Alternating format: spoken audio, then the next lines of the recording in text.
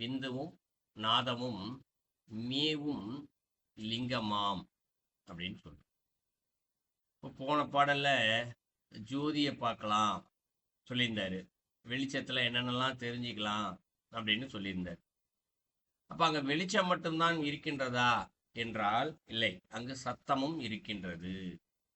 ஏன்னா இப்ப போன பாடலை படிச்சிருந்தோம் சரிங்களா, ஜோதியை காணலாம். இப்போ ஜோதியை காணும்போது தான் என்னென்னலாம் நம்ம தெரிஞ்சுக்கிறோம் அப்படின்றத முழு விளக்கமாகவே பார்த்துருந்தோம். அப்போ அங்கே விந்துவும் நாதமும் மேவும் அப்படின்னு சொல்றாரு. மேவுதல்னா ஒன்றோடு ஒன்று சரிசமமாக பொருந்தி இருத்தல் அப்படின்னு பொருள்.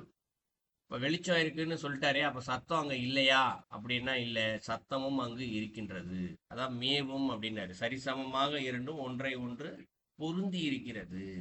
நீ கீழே இரு, நான் மேலே இருக்கேன் அப்படி கிடையாது. நான் மேலே இருக்கேன் நீ கீழே இருக்க அப்படி இல்லை. ரெண்டுமே சரிசமமாக இருக்கிறது. பார்க்கும்போது எது மேல இருக்கு எது கீழே இருக்குன்னே சொல்ல முடியாது. ரெண்டுமே பொருந்தி தான் இங்கு இருக்கும். அதான் சொல்றாரு. ஏன்னா விந்து என்றால் வெளிச்சம், நாதம் என்றால் சத்தம், மேவுதல் என்றால் சரியாக பொருந்தி இருத்தல். அப்போ இந்த இடத்துல வெளிச்சமும் சத்தமும் சரியாக பொருந்தி இருந்து இங்கு லிங்கமாக இருக்கின்றது. அடுத்த விந்து அதே பீடம், நாதம் லிங்கமாம் அப்படின்னு சொல்றார். இப்போ விந்து என்றால் வெளிச்சம், அதே பீடம் அப்படின்னு சொல்றாரு. சில புத்தகங்களில் வந்து விந்து வதே பீடம் அப்படின்னு இருக்கு. ஸோ வதே பீடம்னு படிக்கக்கூடாது, அதே பீடம் அப்படின்னு பிரித்து படிக்கணும். அது ஸோ அதே பீடம்னா எதே பீடம் அப்படின்னா இங்கே லிங்கத்தை தான் அதே பீடம்னு சொல்றாரு. இல்லை, லிங்கம் அதே என்று சொல்லப்படுவது லிங்கம் தான். ஸோ லிங்கத்தினுடைய பீடம் வெளிச்சம் என்பது லிங்கத்தினுடைய பீடம், நாதம் லிங்கமாம் அப்படின்னு சொல்றாரு. அப்போ லிங்கத்தினுடைய பீட பகுதி சொல்லுவோம் இல்லைங்களா, அது இங்கு சத்தமாக இருக்கின்றது. வெளிச்சமானது லிங்கத்தினுடைய பீடமாகவும் சத்தம் லிங்கமாக இங்கு இருக்கின்றது. லிங்கம் தான் இந்த இடத்துல ரெண்டுமே. அது சொல்லிட்டாரு, எது முன்னாடி எது பின்னாடி அதெல்லாம் இல்ல, எது ஒன்றை ஒன்று சார்ந்து தான் இருக்கின்றது. அப்ப அந்த இரண்டையும் ஆதார தெய்வமாய் அப்படின்னு சொல்றாரு. இப்போ உடம்பே லிங்கம்னு சொல்லிட்டாரு. உடம்புக்குள்ள வெளிச்சமும் இருக்கு சத்தமும் இருக்கு, ரெண்டும் சேர்ந்து தான் இருக்கு இந்த உடம்புக்குள்ள, அதையும் சொல்லிட்டாரு. இப்ப இந்த இரண்டையும் அப்படின்னு சொல்றாரு. நம்ம உடம்புக்குள்ள இப்ப சத்தமும் இருக்கு வெளிச்சமும் இருக்கு. அதை என்ன பண்ணணும், நம்ம சரியா பயன்படுத்திக்கணும். இன்னைக்கு பயன்படுத்திக்கிறோமா என்று கேட்டால் பயன்படுத்தல. எப்படி தெரிஞ்சுக்கிறது அப்படின்னா, இப்ப போன பாடல வெளிச்சம் ஒன்று சொன்னார். உள்ள நம்ம என்ன செய்ய, உள்ள இறைவன் லிங்க வடிவமா இருக்காரு, அதை சரியா பயன்படுத்திக்கிட்டா வெளிச்சத்தை தெரிஞ்சுக்கலாம் அப்படின்னு சொன்னவர். அப்போ வெளிச்சத்தை தெரிஞ்சு கொண்டால் இங்கு சத்தத்தையும் நம்மால் தெரிந்து கொள்ள முடியும். வெளிச்சம்ன்றதுக்கு விளக்கம் சொல்லியாச்சு. நம்முடைய இருள், இருளை விலக்கி கொடுக்கும். எங்க உள்ள இருக்கக்கூடிய வெளிச்சம் இருளை விலக்கி கொடுக்கும், இருளை விலக்கி மாயை இல்லாம பார்க்கலாம்னு சொன்னோம்.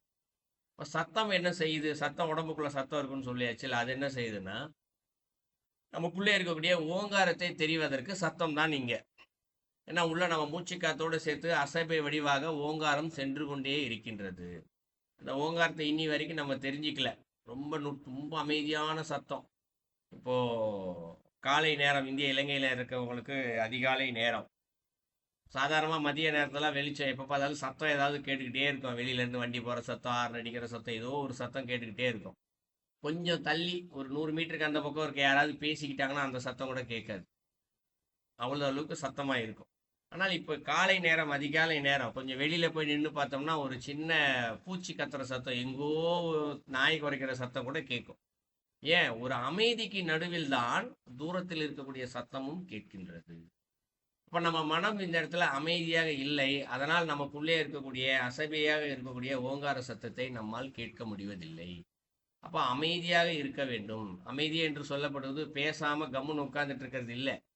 ஏன்னா மனம் சதா சர்வகாலம் இயங்கிக் கொண்டே இருக்கின்றது, சத்தம் போட்டுக்கிட்டே இருக்கு, எதையோ யோசிச்சுக்கிட்டே இருக்கு, கண்டதெல்லாம் யோசிச்சுட்டு இருக்கு. அப்ப நம்ம உடலுக்குள்ள ஏற்கனவே இறைவன் இருக்காரு. அவரை பயன்படுத்தி நம்ம என்ன பண்ணணும், அமைதியாக இருக்க இங்கு முயற்சி செய்ய வேண்டும். அப்ப என்ன பண்ணணும், சதா ஏதாவது ஒரு மந்திரத்தை ஜெபித்தல், இறைவனை சிந்தித்துக் கொண்டிருத்தல், இல்லை தேவாரம் திருவாசகம் பாடிக்கொண்டிருத்தல், ஏதோ ஒரு செயலை செஞ்சுக்கிட்டே இருந்தோம்னா தானாகவே அமைதியானது இங்கு கிடைத்துவிடும். அப்ப அந்த அமைதி கிடைக்கும் போது உள்ள இருக்கக்கூடிய இறைவனை இங்கு காணலாம். அதனால்தான் அந்த இரண்டையும் அப்படின்னு சொல்றாரு. அந்த இரண்டையும் சொல்லப்பட்டது, வெளிச்சத்தை பயன்படுத்தி இருளை விலக்கி இறைவனை தெரிஞ்சுக்கலாம், சத்தத்தை பயன்படுத்தி ஓங்காரத்தை தெரிந்து கொண்டு இறைவனை தெரிந்து கொள்ளலாம். ஸோ அந்த இரண்டையும் ஆதார தெய்வமாய் அப்படின்னு சொல்றாரு. ஸோ ஆதாரமாக கொண்டு உள்ளுக்குள்ள ரெண்டுமே இருக்கு, சத்தம் வெளிச்சம் ரெண்டுமே இருக்கு.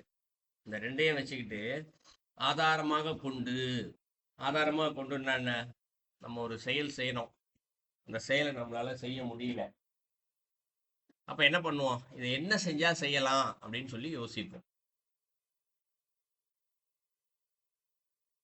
சரிங்களா? என்ன செய்யலாம் அப்படின்னு சொல்லி யோசிப்போம். இப்போ இதை புரிஞ்சுக்கிறதுக்காக சொல்றேன். நம்ம ஒரு தூரமா ஒரு இடத்துக்கு போகணும். அந்த இடத்துக்கு போகணும்னு ஆரம்பிச்ச உடனே முதல்ல என்ன யோசிப்போம், முதல்ல எந்த வாகனத்துல போறது, எப்படி போகலாம், இதான் யோசிப்போம். ஏன்னா நம்ம ஒரு இடத்துல இருந்து இன்னொரு இடத்துக்கு போறதுக்கு நமக்கு ஆதாரமாக தேவைப்படுவது எது, வாகனம். அப்போ இந்த இடத்துல நமக்கு இறைவனை தெரிஞ்சுக்கணும். இறைவனை தெரிந்து கொள்வதற்கு உள்ளே ஆதாரமாக ஒரு பொருள் கிடைச்சிருச்சு. ஒரு பொருள் 2 பொருள் கிடைச்சிருச்சு. வெளிச்சம் ஒன்று சத்தம் ஒன்று உள்ள இருக்கு ஆல்ரெடி, நம்ம தான் பயன்படுத்திக்கல. இப்போ ரெண்டுத்தையும் நம்ம ஆதாரமாக இங்கு பயன்படுத்தினோம் என்றால் தெய்வமாய் அப்படின்னு சொல்றாரு. தெய்வம்னாலும் இறைவன் தான். ஆனால் ஏன் தெய்வம் என்ற வார்த்தை இந்த இடத்துல கொடுக்குறாரு அப்படின்னா, வெளியே பார்க்கும் பொழுது, நமக்கு உள்ளே பார்க்கும்போது அவர் கடவுள், வெளியே பார்க்கும் பொழுது ஒரு பொருளில் பார்க்கும்போது அவர் தெய்வம். ஒரு கோயிலுக்குள்ள போறோம், மொத்த கோவில் இருக்கக்கூடிய ஊரு எல்லாத்தையும் நம்ம தெய்வமாய் இறைவனை பார்க்கிறோம்னா அப்போ அவர் பேர் இறைவன் இல்லையா? சேசக்தியா இருக்கக்கூடிய பரம்பொருளை நம்ம பார்க்குறோம் அப்படின்னா எல்லா இடத்துலையும் திரும்புற இடத்துலலாம் பார்க்கும்போது எல்லா இடத்துலையும் பார்த்தா அவர் இறைவன், இறை. கோயிலுக்குள்ள இருக்கக்கூடிய மூலஸ்தானத்துல கருவறையில இருக்கக்கூடிய சாமியை மட்டும் பார்த்தோம்னா அவர் தெய்வம். ஏன்னா குறிப்பிட்ட ஒரு ரூபத்துல அதுக்குள்ள மட்டும்தான் நம்ம பார்க்குறோம், வெளியில அவர் தெய்வம். அப்ப ஆதார தெய்வமாய் அப்படின்னு சொல்றாருன்னா என்ன, இப்போ உள்ள இருக்கக்கூடிய வெளிச்சம் சத்தம் ரெண்டுத்தையும் நம்ம ஆதாரமாக கொண்டு இருக்கக்கூடிய தெய்வம் ஆக, எங்க இந்த பார்க்கக்கூடிய எல்லாமே தெய்வமாக இருக்கிறதை தெரிந்து கொள்ளலாம். ஒரு மனிதர் நமக்கு முன்னாடி வந்திருந்தாருன்னு வச்சுக்கலாம். நமக்கு முன்னாடி ஒரு மனிதர் வரார், அவரு இறைவனாக தெரிவார், அதான் தெய்வம். ஏன் அவருக்குள்ள இருக்கக்கூடிய கடவுள் தன்மை தெரிய ஆரம்பிக்கும். இப்ப நமக்குள்ள வெளிச்சம் இருக்கு, சத்தம் இருக்கு, இறைவன் இருக்காரு, உடம்பே லிங்கம் தான் படிச்ச மாதிரி, அப்ப எல்லாருமே லிங்கமா தானே இருக்காங்க, எல்லாருமே கடவுளா தானே இருக்காங்க, எல்லாருக்குள்ளேயும் ஆத்மா இருக்கு, எல்லாருக்குள்ளேயும் இறைவன் இருக்காரு, எல்லாருக்குள்ளேயும் லிங்கம் இருக்கு இல்லையா? ஆனா நம்ம அதை இந்த லிங்கத்தையும் பார்க்கறது இல்லை இல்லையா, அவருக்குள்ள இருக்க தெய்வத்தையும் பார்க்கறது இல்லை, அவருக்குள்ள இருக்க வெளிச்சத்தையும் பார்க்கறது இல்லை, அவருக்குள்ள இருக்க சத்தத்தையும் பார்க்கறது இல்லை, எதையும் பார்க்காம மனிதனாக பார்த்து கொண்டிருக்கின்றோம். இப்போ மனிதனாக பார்க்காமல் ஏதோ ஒன்றை உள்ளே பார்த்தல், ஒன்று சத்தமா பார்க்கறது, இல்லை வெளிச்சமா பார்க்கறது, இல்லை கடவுளாகவே பார்ப்பது, இல்லை ஏதோ ஒன்றை பார்க்கும் பொழுது அதுதான் அங்கு தெய்வமாக. அப்ப தெய்வத்தை பார்க்கறதுக்கு ஆரம்பிக்கிறோம், அது ஆதார தெய்வமாய். ஸோ ரெண்டுத்தையும் ஆதாரம் வச்சு தெய்வத்தை பார்க்குறோம். அப்ப அடுத்து என்ன சொல்றாரு, தெய்வமாய் வந்த கரு 5ம் செய்யும் அவை 5 அப்படின்னு சொல்றாரு. அப்ப பார்க்கறத தெய்வமா பார்க்க ஆரம்பிச்சாச்சு. இப்ப பார்க்க ஆரம்பிச்சோடனே ஒரு விஷயம் வருதான், அதான் வந்த அப்படின்னு சொல்றாரு. வந்த கரு 5ம் அப்படின்னு சொல்றாரு. கரு என்றால் என்ன, மூலப்பொருள். இப்போ ஒரு உடம்ப நமக்கு முன்னாக ஒரு மனிதர் நிற்கிறாரு, அவரை பார்க்குறோம், அவருக்குள்ள இருக்கக்கூடிய கடவுளோ தெய்வத்தன்மையோ பார்த்து அவரை மனிதராக பார்க்காம தெய்வமாக பார்க்க ஆரம்பிக்கிறோம். இப்போ அவர் தெய்வமாக தான் வராரு. ஆஹா, நமக்கு முன்னாடி நிற்கிறது தெய்வம் தான், இவர் இறைவன் தான் அப்படின்னு ஒரு எண்ணம் மனதில் எப்பொழுது பதிகின்றதோ, நான் சொல்றது மனிதர் என்பது புரிந்துக்கிறதுக்காக சொல்றேன்.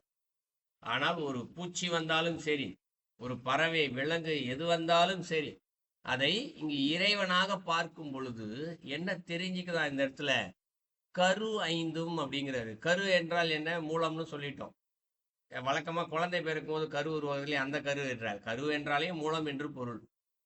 இப்ப இந்த உடம்பு இருக்கு, இந்த உடம்பிற்கு மூலம்னு என்ன சொல்லுவோம், லிங்கம்னு சொன்னோம் இல்லைங்களா? உள்ளுக்குள்ள ஒரு 5 தொழில்கள் நடந்து கொண்டு இருக்கின்றது. படைத்தல் தொழில், காத்தல் தொழில், அழித்தல் தொழில், 3 தொழில் சொல்லியிருந்தோம், லிங்கமா உள்ள இருக்குன்னு சொல்லியிருந்தோம். ஆனால் இந்த 3 தொழில்களுக்குள்ளுமே மறைத்தல் தொழிலும் அருளல் தொழிலும் மறைந்திருக்கிறது, தனியா கிடையாது. வழக்கமா நமக்கு சிறு வயதுல இருந்து சொல்லி கொடுக்கப்பட்டிருந்த 3 தொழில்கள் தான் சொல்லி கொடுத்துருப்பாங்க. பிரம்மா, சிவன், விஷ்ணுன்னு சொல்லி படைத்தல் தொழில், காத்தல் தொழில், அழித்தல் தொழில்னு. ஆனால் மொத்தம் 5 தொழில் இருக்கு, நிறைய முறை படிச்சிருக்கோம்.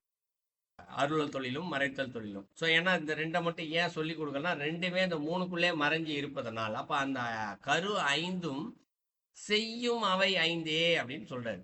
அப்போ உள்ளே இருக்கக்கூடிய 5 தெய்வங்களையும் அவர்கள் செய்து கொண்டிருக்கக்கூடிய தொழில்களையும் இவர்கள் தெரிந்து கொள்கிறார்கள், உணர்ந்து கொள்கிறார்கள்.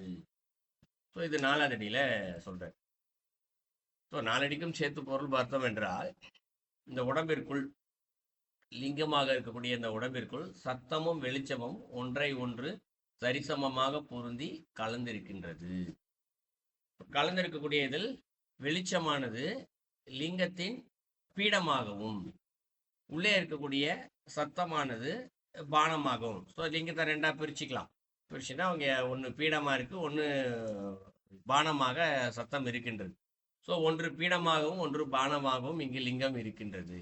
இதை உள்ளே நாம் ஆதாரமாக பயன்படுத்தி கொண்டு, இந்த சத்தத்தையும் வெளிச்சத்தையும் நம் ஆதாரமாக பயன்படுத்தி கொண்டு பார்க்கின்ற அத்தனை பொருட்களையும் உயிர்களையும் இங்கு தெய்வமாக நாம் பார்க்க ஆரம்பிக்கலாம். இப்படி தெய்வமாக பார்க்க ஆரம்பிக்கும் போது நமக்கு அந்த தகுதியானது இங்கு கிடைத்து விடுகின்றது. அதான் முன்னாடியே சொல்லியிருந்தோம் உங்களுக்கு, அந்த தகுதி கிடைச்சிச்சுன்னா விஸ்வரூப தரிசனமா பெருமாள் வந்து நிற்கும் போது கர்ணன் பார்க்கும்போது அவருக்கு என்ன ஆயிடுச்சு, அந்த தகுதி கிடைச்சதுன்னு சொன்னோம் இல்லையா? அந்த தகுதியானது இங்கு அவர்களுக்கு கிடைத்து விடுகின்றது. இந்த தகுதி கிடைக்கும் பொழுது ஒரு மூலமாக இருக்கக்கூடிய அந்த 5 தெய்வங்கள், 5 தெய்வங்களையும் இங்கு தெரிந்து கொண்டு அவர்கள் செய்யும் 5 தொழில்களையும் அவர் இங்கு தெரிந்து கொள்கிறார். அதுதான் அந்த பாடலுடைய கருத்து.